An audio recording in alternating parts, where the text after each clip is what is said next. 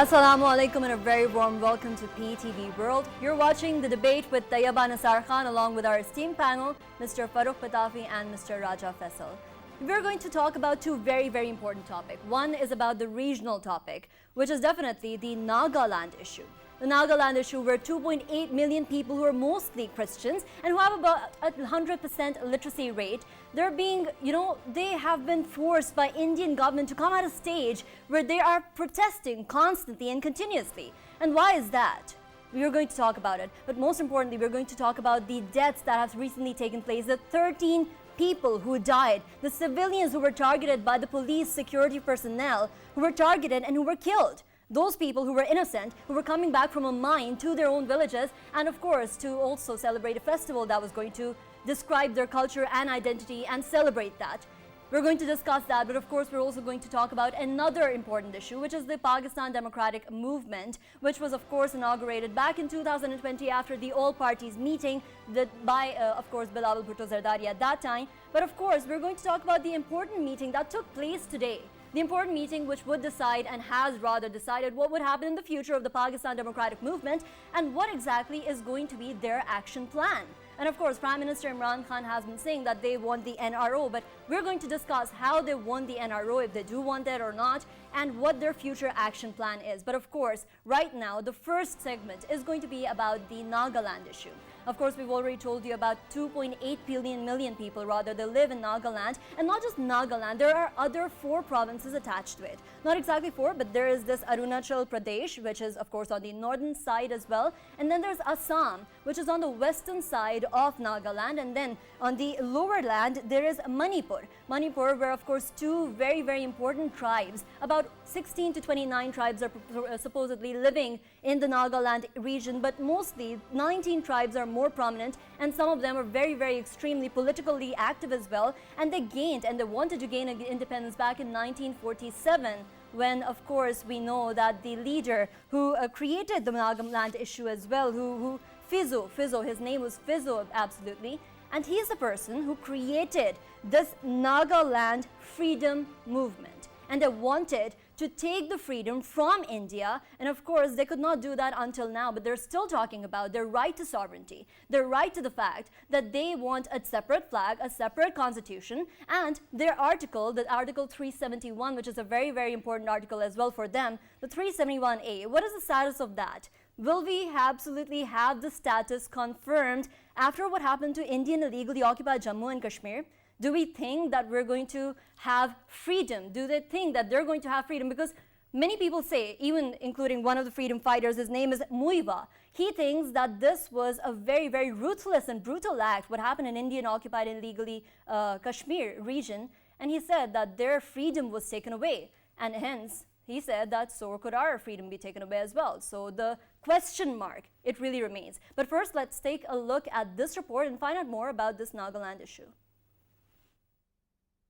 India is witnessing a spike in state-sponsored terrorism against its own civilians, particularly belonging to minority segments, after ascendance of Hindu-majoritarian BJP government to power. Rights groups record more than 300 attacks on Christians and their religious places in the first 9 months of this year, while perpetrators have not been held accountable by indifferent Indian regime. In its attempt to intimidate residents of restive northeast region Nagaland state, which borders Myanmar, Indian security forces opened fire on a truck carrying 30 or more coal mine labourers as part of a botched counterinsurgency operation. In this cold-blooded incident, at least 6 people died on the spot, while several more civilians were killed after local residents clashed with the security forces, making more than a dozen casualties. According to protesting natives, security forces were happily shooting at the crowd of emotionally charged people. In response to widespread outrage, Indian government imposed a communications clampdown in the entire region. This is not the first instance of such gory massacre in Nagaland, as Indian security apparatus routinely targets innocent residents of the region, despite the fact that the region has been relatively quiet in recent years as armed groups started negotiations with the Indian government. It's pertinent to mention here that tribes along India-Myanmar border dream of a united Nagaland as Indian government has gradually stripped the region of its autonomy. Even in normal times, locals live at the mercy of Indian soldiers guarding checkpoints against the threat of rebel groups fighting for independence of the area. In response to Indian brutalization of the region, thousands of Naga have taken up arms over decades to try to win a united homeland by force. You just watched the report on Nagaland issue, and where of course we know that India is trying to apply brute force, as we've seen by the recent killing of 13 innocent civilians right now. And of course we have been joined by our esteemed panel. Of course we have been joined by Ms. Shani Hamid, who's a political strategist as well as a journalist who's previously worked at the TRT as well. Welcome to PTV World. Also by her we've been joined by Mr. Hamid Khan, who's a senior political analyst, and he has a grasp over India as well. And of course we have Mr. Farrukh Pitafi, who is of course my very, very dear colleague as well. He's a senior analyst and extensively writes on many political issues of Pakistan as well as regional politics as well as international politics. And we've been joined by Mr. Raja Faisal, who is a geopolitical analyst who has a very, very strong grip on India, by the way. And of course we're going to be talking about India, so Raja Faisal is going to give us a lot of input regarding that. So welcome to the show, all of you. Of course, so first question, Ms. Shani Hamid, I'm going to ask you. We know that the recent killings of 13 people, that is something which is very, very significant to note, not just by Pakistan, but of course by the international community as well, because this almost tantamounts to war crimes. Do you think this tantamounts to war crimes? Is this a question mark for the international community because they have not risen as much voice as they probably should? Thank you very much, my honorable friends and ladies and gentlemen. Assalamu alaikum wa rahmatullahi wa barakatuh. Well, it is actually, because there is only one question comes to mind that if too many accidents somehow keeps happening and keeps continuing repeatedly happening unavoidably, if there is no solutions to those accidents, and if the outcome is still resulted with so many civilians' deaths, either this is a well-prepared, deliberate plan, or it's just that whomever is just creating these accidents and the state who is creating this accident is a not very compatible state to manage the country at all. So it is two questions. When we look to that state, are they compatible to manage the country well enough? So yes, they are well compatible and they can manage the country well enough. So why these accidents keep happening, and it's always the same or similar kind of accidents keep happening before the eyes of the entire world? It is just a question now. Ends up being a question, it becomes a war crime and a deliberate action and a well-prepared affairs, and it is no more accident anymore. Now we go to think about, is it a genocide? Yes, it is a genocide. Is it a human rights abuse? Yes, it is a human rights abuse. Because as everyone has a right to live within their human rights and to live within their freedom as every single freeborn person, why they are just keep facing these accidents and why nobody is really doing anything about it? Yeah, back to your question. It is a genocide, it is not coincidence. Absolutely, a very important question. Now, going on towards how you've talked about the human rights abuse that took place, even calling it a genocide for that matter, because this was a time where a peacetime and they conducted this activity, a very, very big failure of intelligence as well, and that puts a question mark on the Indian intelligence forces as well. Of course, so this was a basic human rights violations, and the Indian government also disrupted the SMS and the internet activities as well, which is also taking away the right of freedom from the people. So, Mr. Hamid Khan, I'm going to go towards you. What do you think about that? Why is the Indian government using brute force and then these tactics of, banning the internet services, etc., and slashing them away and taking away the basic human rights? Thank you very much, Tayyaba.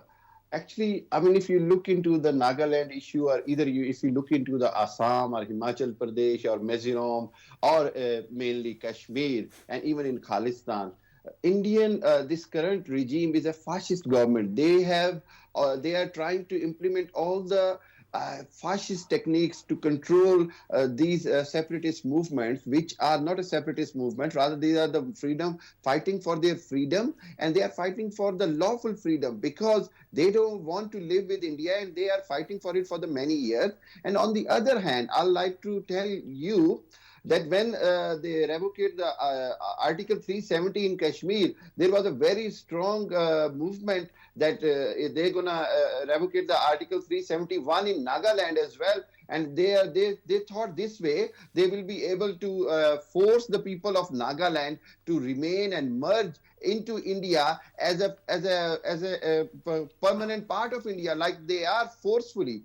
But this will not stop the resistance from the people of Nagaland, because it is not, again, I always say, when there is a movement from the public, when it has a support from the public, and it is a demand from the 2.8 million, the residents of Nagaland, they will fight for the freedom. They are fighting for the freedom. Similarly, there are 8 million Kashmiris are fighting for the freedom.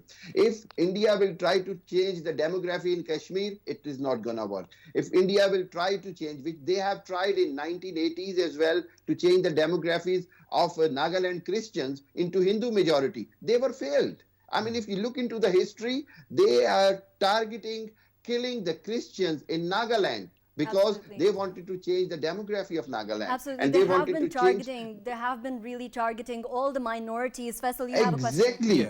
And this is what their pattern is, but it is not going to be successful. And one more thing, I mean, with this recent 13 innocent killings, that they were trying to hide the bodies, even the soldiers were committing war crimes. I mean, this is what Indian forces have become. They have become a bunch of goons who are doing the war crimes, whether it is in Kashmir, whether it is in Himachal Pradesh, whether it is in Khalistan, in Punjab, or whether it is in Nagaland. Very right. So this is the time when world Very needs right. to Hamid, wake up and take an action. Hamid, I was just thinking on the same lines as well, that today what we are seeing is Indian hegemonic army, a rogue army.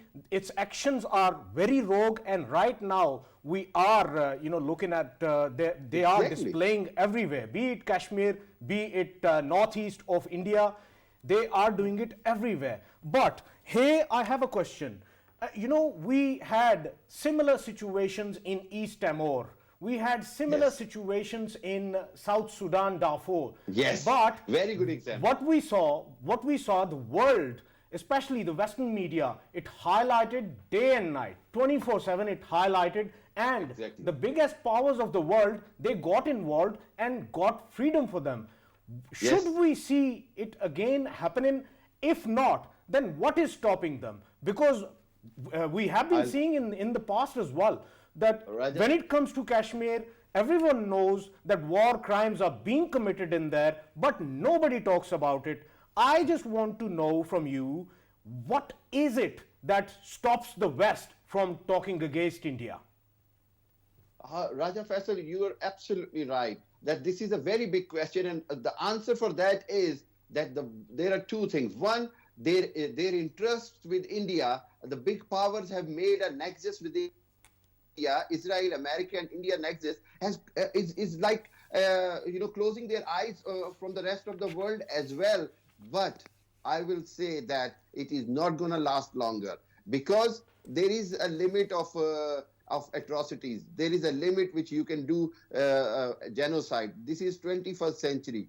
I mean, as Prime Minister Imran Khan, I reminded you, said in United Nations General Assembly that if the world is thinking that their economical interests are involved in India, then if there will be a very big scale war, there will be no economical interest left there. So these are the points which world has to think about it, rather than closing their eyes, rather than putting everything under the carpet. Rather than closing their eyes, they should think about it. Now, coming back to the humanitarian aspect of this, we know that the Supreme Court in 2017 ordered about more than 1,500 extrajudicial killings to be pondered upon and to be looked upon. Now, Farrukh Pitafi, I'm going to come to you. Right. We know that this has been happening for a very long time, the extrajudicial killings, and this can be linked to Indian illegally occupied Jammu and Kashmir as well, because of course we know that in 1958, the Police Act was formed, whereby the army could go go into they were given a lot of powers regarding the using of brute force.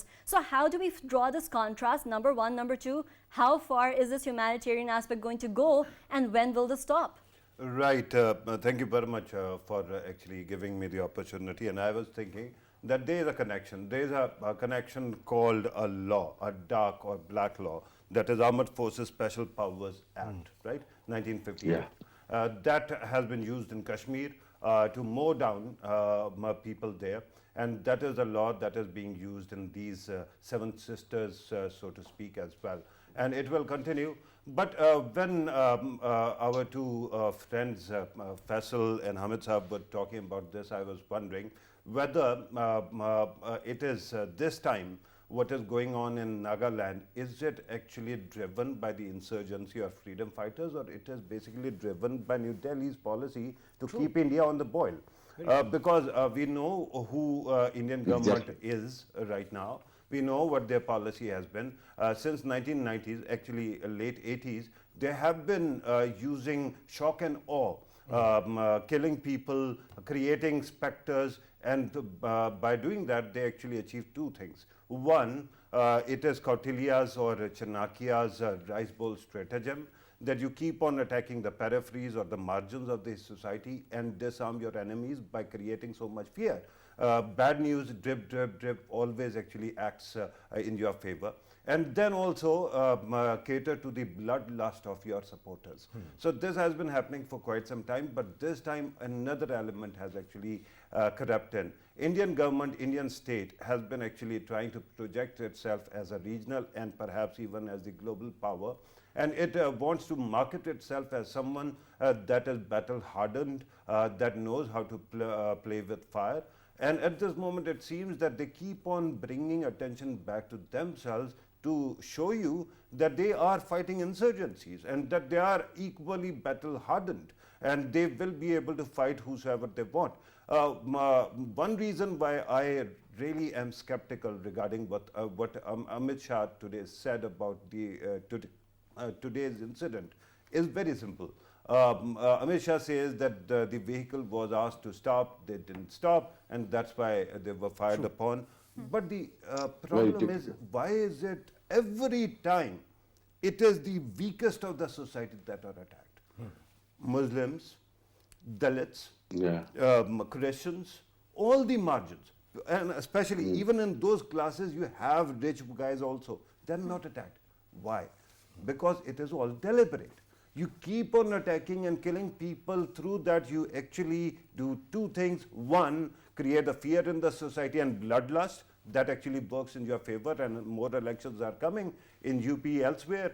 But on the other side, you also ensure that because of your clout and because given that you are flushed with money, the international media is going to censor that and it is not going to show your true face. So the entire circus goes on for the benefit of domestic audience, whether it is the local supporters or the opponents. It is used and repeatedly so. Absolutely. So at this moment, it seems that this policy is reminiscent of what Nazis were doing and what Chanakya or Kautilya has. A very, very interesting. I just wanted to add something to what Farrukh has enlightened us with. This very incident, just before, I think 12 days before this incident, what we saw was there was an ambush on one of the commanding officers, colonel commanding officers of the Indian Army. He plus his family, they were shot by, as they say, terrorists, but the freedom fighters, we would say.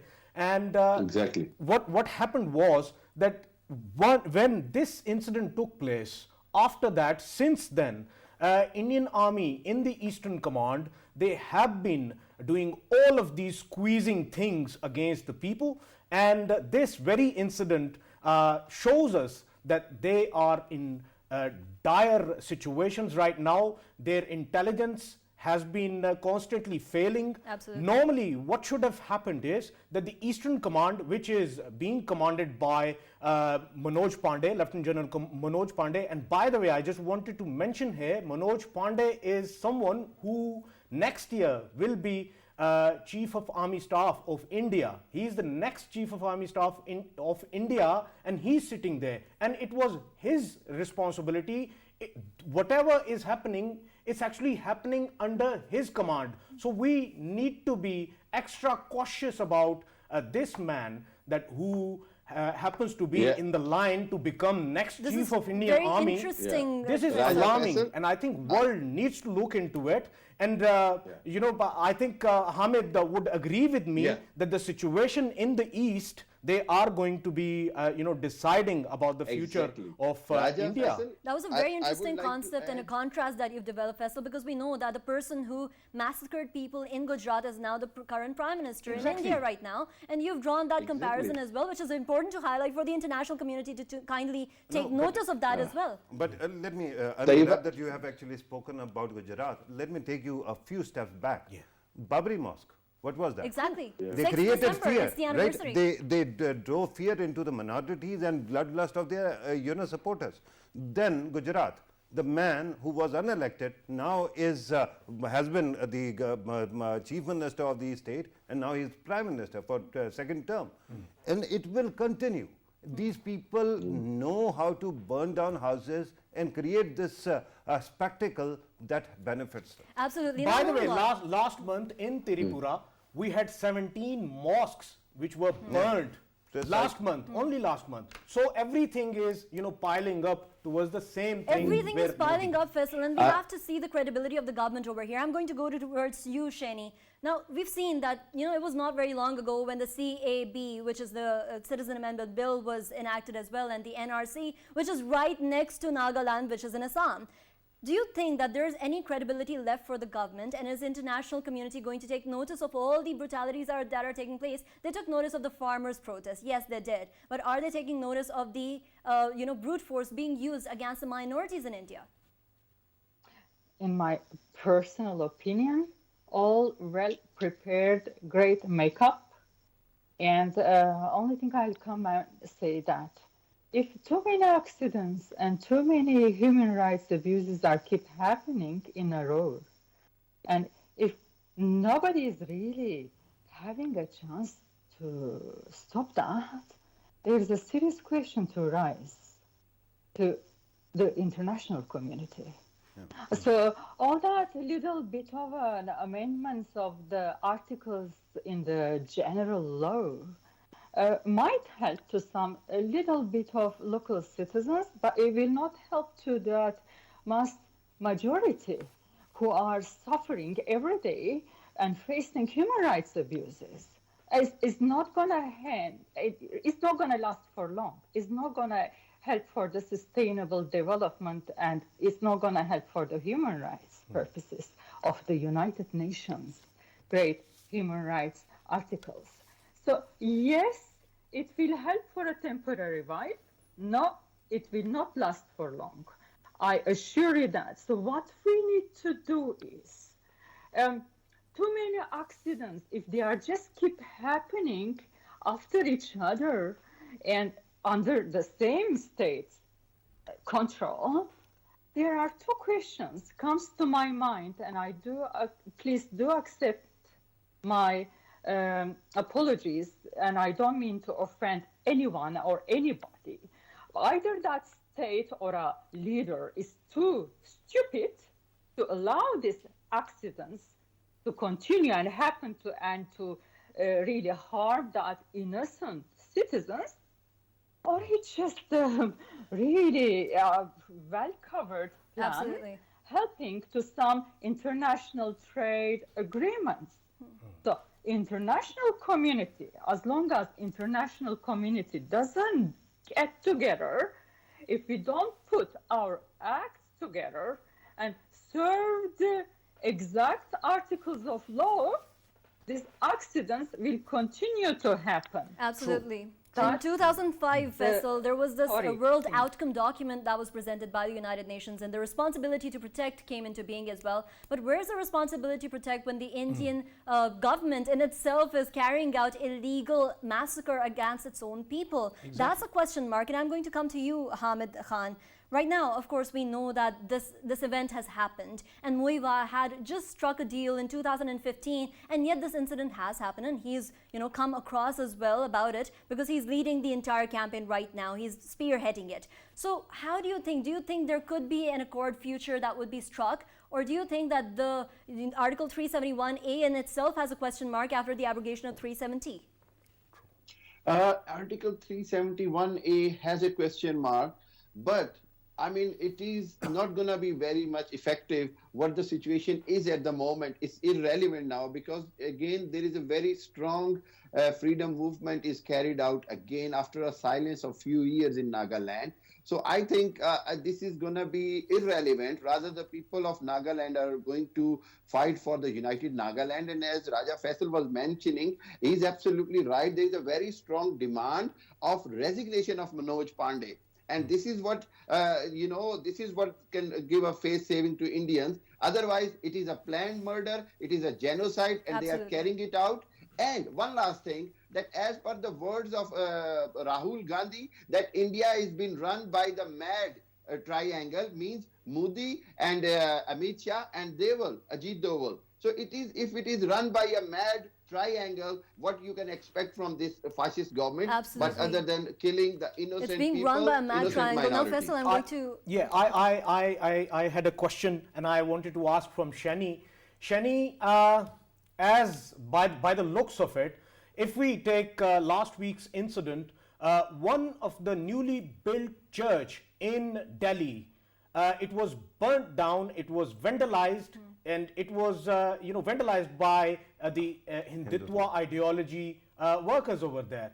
As we are seeing that already Christians, they are not even safe in the capital city of India, and now today we are having another number, around 15 people, they got killed, all of them Christians, at the hands of brutal Indian rogue army. Now I want to know, as India is constantly considering Christians along with other minorities as well, the creation of a lesser God, would we be seeing organizations from throughout the world? I'm sure it would take time for the governments to take some action sitting in the West, but what about the organizations, the Christian organizations? Would we see them taking notice of it? Can we see them, speaking against India? Not really. I'll tell you why. Honestly, because I've been there, I've been just tirelessly getting in touch with every possible leader in a leading organization and asking them if they could help to that exact question of yours. And if they could help with the human rights abuses, and if they could stop that fascist, like Hitler, Adolf Hitler, attitude of a repression in what people are facing, no matter they are Muslim or Indian or from a different caste or a different religious view. You know what happened? Nobody really did have a precious time, to come back with a solution to me. True. Or to anybody else in that. No. So your question is no. Everybody is just, I don't mean to offend anybody else, but just let's put it bluntly. Everybody is just walking within their policies and prescriptions and guidelines. But when that guideline just goes out of a little, just to other person's guideline, and if they are not so sure about the global picture, everybody just somehow, by default, decides to go and put themselves into their local picture. So this is where we are having problem. This is where we are failing. We need to let everybody understand there is something called International Universal Declaration of Human Rights. And every institution, every country has the right to have a say in it. And when these little institutions or representatives of every little country, city, or association, when it comes to that bigger picture, somehow everybody just have that little point of a panic. And this is where India, our Indian brothers and sisters, all the beautiful people. It is not about India or our brothers and sisters in India. It's about the government managed by the Mr. Modi and his Hindutva ideology we're representatives. talking about. Right. Absolutely. Yes. Absolutely. The Hindutva So, ideology which has just to stepped put it into right, the government. So we love everybody. We are one world, one human being. We're gonna live this life only once. So let's just get together. No, to your question, no, this is where we are failing, because you know why? Just to put it bluntly, because everybody is really trying to protect that little seed or a little agreement or little treaty. Right. Sorry to say that. That's the Absolutely. fact. Now, just in 2 minutes, I want Faisal you to wrap up this. Will you allow me also Absolutely, also to come in here? Will you allow Faisal, me if a you want last to line as start first. I think I would love it if Farrukh can wrap it up. No, I'm not going to wrap it up. You are going to do it. I'm just going to add to the fire at this moment. Because what was being said, I think by now everybody must come to terms with the fact that whosoever is killed in India, as long as it is killed by she is killed by the Indian state, no one in the world is going to take notice. Absolutely. Why? Because India is growing and it is getting more powerful, and it has actually unhinged the global system as well, where they have created an exception for India, and they get away with murder every time. Remember in 2008, Orissa, we saw anti-Christian violence, we saw people being burnt, villages being burnt, and even after that, nobody took notice. But now it is getting worse. Absolutely. At this moment, what I'm going to say is that I'm not going to, although I am a realist, but I haven't given hope. And I tell you why. Exactly. Because the dynamics in India are changing in such a way that these groups cannot actually, they can burn, they can destroy and benefit politically, but they don't have the second part, which actually has to be there to rebuild and to market the Gujarat model. So what is going to happen in coming days? In coming days, you are going to see, and you can keep it on record, because I think I'm going to be right. They are going to lose UP, they are going to use other states as well, and they will keep on losing till 2024, and even then, because now there is an opposition leader who is going to challenge them, and the big moneyed people who were supporting Modi earlier, they have actually consolidated power. Now they want to go to the second phase, which is to rebuild, reconstruct, and create India as an emblem or a symbol of peace and harmony. So if they want to do it, they will have to defeat Modi and disrespect. Absolutely. Faisal, wrapped up, please. Yeah, but I fully agree with this, and by the looks of it, the chicken's neck we call, Yes. I think it would be getting out of the hands of the Indians in coming future, not through law, not through anything else, but people over there, they will demand freedom, and as they have started coming on the roads, and though Indian army, it is shooting them there and then, but it won't stop here. And I think this very incident is going to be a decider for the future of the chicken stack. Absolutely. It's going to be the Allow me very to just decider of the insert. chicken's Just- neck, could the I just future of it in comment? itself. I Can I think have your Shani take? wanted to say Shani something. Yes, Shani. Yes, what I would like that if our brothers and sisters around the world, if they have their evidences with the culprits, whomever is doing that wrong to them, whomever is just doing that international crime against humanity and damaging their human rights, please just gather those evidences. My call is to everyone, to our brothers and sisters in Kashmir and around the world. Gather your evidences, have their IDs, have their pictures without putting yourselves into any trouble, and send that evidences to International Criminal Court.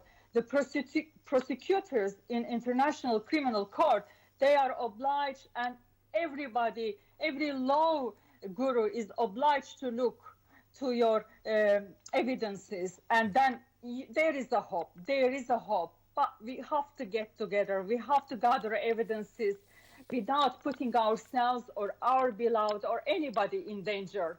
So let's just keep up within the law, and we have the right. If we get together, if we unite, we can just overcome to evil. We can really make this happen. We have to unite. We have to gather evidences. Thank you. Thank you. Absolutely, you're absolutely right, Shani, because the International Criminal Court must take the evidence. We should collect the evidence and present it to them as well. And this should be taken up by the ICC as well as the ICJ. And of course, this is a blatant violation of all the international agreements and the humanitarian Universal Declaration of Human Rights as well as the Geneva Conventions, because this is a war crime, ladies and gentlemen. A war crime that took place against the innocent people of India, the innocent Christians who are a minority in India, and of course, the brute force that's being applied by the Indian Modi-led fascist government is of course being something which is, the international community must take notice of, number one, and it is also very toxic that is seeping throughout the society of India as well as in the larger regional context as well, and we must fight against this. Of course, with that comes the end of our segment, the first segment. Thank you so much, Shani Hamid, as well as Mr. Hamid Khan, for joining us. Our analysts are going to stay with us, and we will be right back with after a short break with the second segment, which is going to be about PDM.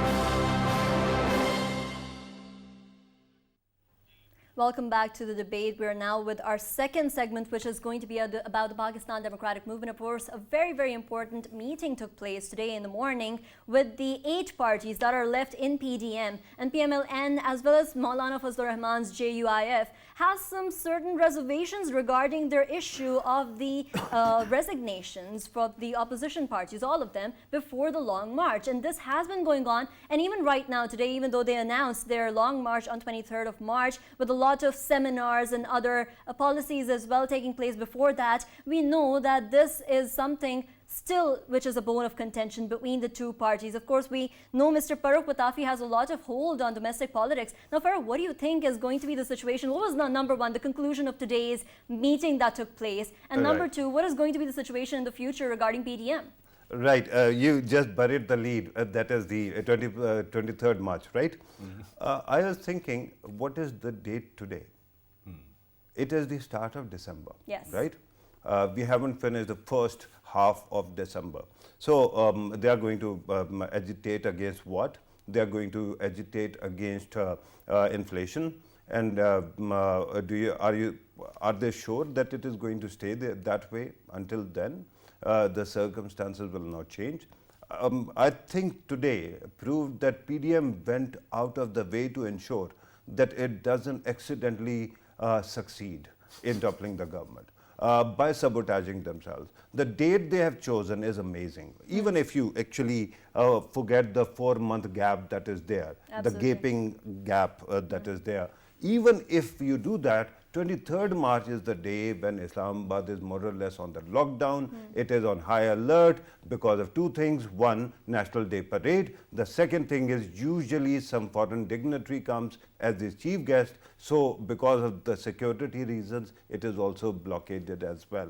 So they have decided in their infinite wisdom to march on Islamabad on the day when it will be incredibly difficult to actually reach here. So what they are going to do is they are going to tell everybody, we tried and we keep on trying. It was very comical, Farrukh, the way you presented your answer. Very sarcastic tone, I could notice as well. This is realistic, right? I don't want to be sarcastic, but frankly, at this moment, there are two forces in the opposition. One is PDM, that you know of. The other one is ZDM. Okay.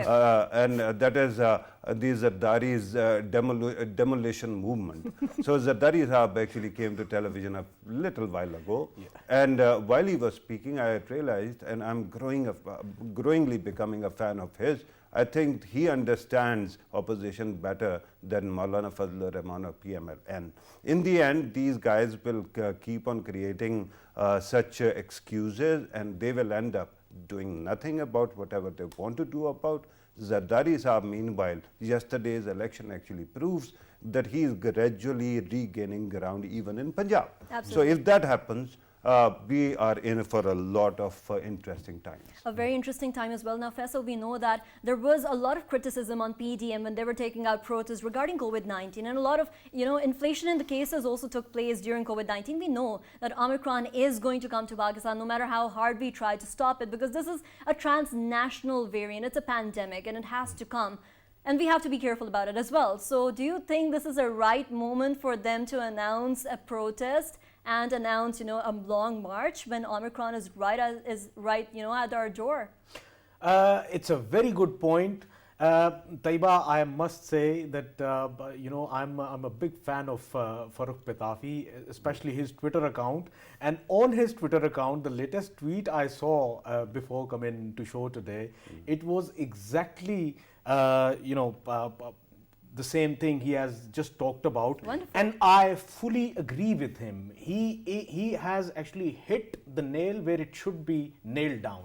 And that's Shall I what ask him the question then? No, let him be kind. I'm grateful. Thank you very much. I'll add into it. Yeah. And people who want to follow Farrukh on Twitter for his political tweets, that's Farrukh K. Pitafi. It's an excellent, account to follow. He's great at plugging, but Tayyaba, do tell me, you don't like me being praised by anybody? No, I do. That's why I want you to answer the question as well. Let me just continue. I think what PDM wants to do is, as they are scattered, as they have no direction right now, and they just want to, bring all of the parties that are distancing themselves from PDM, they want to bring them closer. What they want to do is, like last time they did, that they want to, have their processions, or, they want to gather in big processions in Karachi, Quetta, Lahore. They will do these kind of shows. They want to, because they know that, next election, it's coming. Absolutely. It's not that far. So they want to prepare for it. Absolutely. But if talking about, like, they'll be coming here on 23rd of March, even they themselves know that they are not serious about it. And your point, the new variant, of course, it would not be possible for them to do it. And that's why, even if they do the failed shows, they will have some kind of excuse that, it was just because of the new variant that we couldn't do it properly. Otherwise, we are in place and we are doing an excellent job, and Absolutely. we are preparing for We're the next almost out of election. time, Farrukh. I want you to end this and wrap this up with two questions of mine. Number one, is this really a reason for them to make the Omicron coronavirus variant a reason to back off? Number one. And number two, the elections are coming. So what can PDM do now? Right. First of all, let me thank Faisal and you. And let me also say that I'm equally a fan of both of you. Regarding what I was saying earlier and what you're asking, allow me to actually appropriate the question you asked Faisal as well. You talked about Omicron. Right, that might not be that big concern. In December they are not going to take any action because Maryam Nawaz's son is getting married. Right, so the dynamics are quite different here. It is about people's individuality, their own interests. What they are going to do about Omicron, or whether they will do anything about it, we don't know. They can risk their people. Everybody does that. In coming days, because elections, as you have pointed out, are coming, what will happen, and let me remind everybody who is listening, the nature of PDM as it stands today. It is, and I'm sure that Karl Marx's what I'm going to say is going to give Karl Marx a turn in his grave, but it is an alliance of haves and have-nots. It is not about economy, it is not about classes, it is about people who are part of the system and who are not. Shehbaz Sharif is the leader of his party, he is leader of opposition at the center, right? Same goes for his son. These are people who would not like to resign. They want to be part of the system. Similarly, People's Party earlier didn't, because it had power in Sindh, it did not want to actually resign. So the people who are out of the system, the have-nots, may it be Nawaz Sharif, may it be Maulana Fazlur Rahman, may it be Maryam Nawaz, they would want some kind of agitation to take place. But what happens in the end is they end up undermining each other, and hence they pose no threat to the government. This is what, that is why I was saying that at this moment what you have to look at, and earlier when we were talking about India, you didn't even ask me who I think is going to be the challenger. I think Mamata Banerjee is going to be the challenger. In Pakistan, if you are going to look for a challenger to the current system, it is going to be the ZDM that I talked about. It is not going to be the PDM. So Zardari Sahab very quietly is regrouping all over the country wherever he can. He has a lot of money and he knows how to actually play to the to certain galleries. And he has very strong roots as well. Yeah, exactly. So at this moment, it is going to be People's Party, which might actually emerge as the next power. But PDM, because it refuses to resolve the internal conflicts. Who is going to be the leader of PMLN if it comes to power? Is it going to be Shehbaz Sharif or is it going to be Maryam Nawaz? Right? Who is going to be the CM of Punjab? Is it going to be Hamza Shehbaz, Rana Sana, or somebody else? So these are the questions they refuse to resolve. They end up actually singing in the mahfils, and that is actually what is played up. But they have not been able to find a resolution. That's why whosoever is more united will win the day. It is People's Party on the opposition side and it is PTI on the government side or incumbency side. Absolutely, a very, very interesting and a very comprehensive analysis as well of what PDM will look like in the future, and if PDM or ZDM is going to win in the next elections, and if they're going to come as power as well. And of course, we have a lot to talk about the PDM in itself and the other topic as well. But of course, unfortunately, we are out of time. Thanks a lot for watching the debate. This is Tayyaba Nasar Khan along with Farrukh and Faisal signing off. Take care.